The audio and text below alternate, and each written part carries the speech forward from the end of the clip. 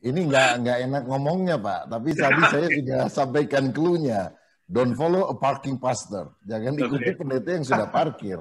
Tetapi ada orang yang akan mengikuti dia. Siapa itu? Mungkin anaknya, menantunya, familinya, dan sebagainya. Ya terima aja. Jadi memang agak sulit untuk mengubah hal tersebut. Tapi salah satunya kalau ada jemaat atau pengurus yang lihat pendetanya semacam itu, saran saya adalah berangkatkan dia ke seminar-seminar yang berbobot, kasih uang, kalau bisa sambil di hotel atau apa, supaya dianya yang harus ikut dan dianya berubah. Mungkin itu salah satu harapan untuk pendetanya punya visi.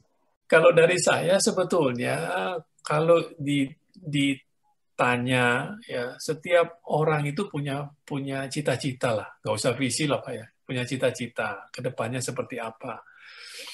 Mungkin itu yang dia nggak tahu, itu yang nggak pernah dia komunikasikan, itu yang nggak pernah dibantu juga untuk dikeluarkan dari dia, gitu. Mungkin kalau dibantu, ada yang lebih berpengalaman atau ada yang punya skill sedikit untuk membantu. Apa sih yang Om lihat, apa sih yang Tante lihat, apa sih yang Pak Pendeta lihat, ya what do you want, gitu, to achieve. Mungkin, saya pikir dari sekian banyak yang mandek tadi, yang nggak punya visi katanya, itu paling tidak di atas 50% punya. Cuman mereka nggak terbiasa mengkomunikasikannya atau nggak tahu bagaimana cara mengkomunikasikannya.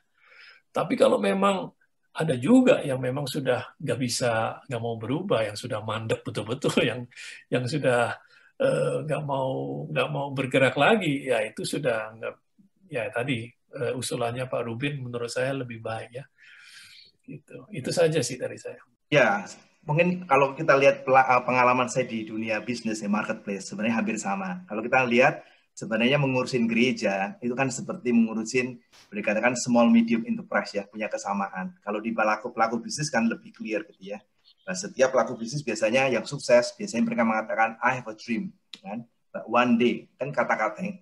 Jadi kalau mencari seorang CEO ditanya dream kamu apa? Kalau tidak punya dream sudah akan jadi CEO lah, kira-kira begitu ya.